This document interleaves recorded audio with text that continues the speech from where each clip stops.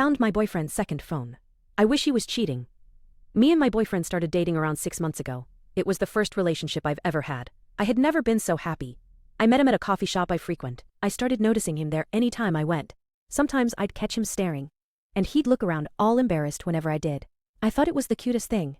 We'd been playing tag for a couple of weeks, but neither of us had taken the extra step of introducing ourselves. When he finally did, I felt butterflies like never before. His smoldering blue eyes, that curly black hair, and his cute little freckles.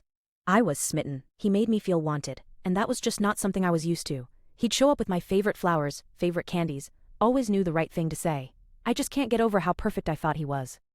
Things started to go sideways. One night, at a sleepover at his house, I had gotten up to pee late at night, and as I dragged myself to the bathroom, I could have swore I heard the vibration of a phone coming from his sock drawer.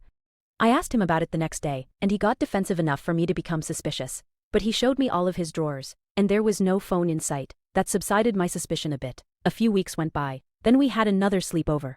Yet again, after he was fast asleep, the vibrations of a cell phone came echoing, this time from his closet.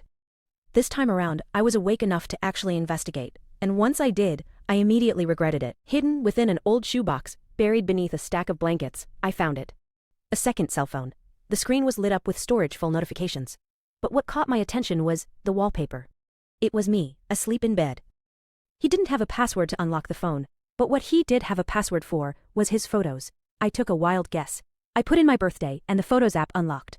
My jaw dropped, and my heart sank. There were hundreds, if not thousands, of pictures, and they were all of me. Some were of me at his house, but some were from places that didn't make sense. Me at the coffee shop, reading a book, me walking home from school, me outside my apartment, fishing around for my keys.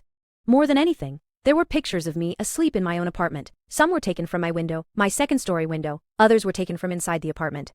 The photos dated back at least 2 years. I was getting sick to my stomach. As I scrolled, a noise snapped me out of my trance. The sound of my boyfriend's bed, creaking from his shifting weight. He called my name. Once, twice, 3 times. I never responded. I heard his footsteps rush up behind me. They stopped a few inches from my back. Instead of asking what I was doing, or apologizing, he began laughing, cackling, like a madman. And as I stood there, too paralyzed to turn around, he finally spoke again. "Happy anniversary, sweetheart.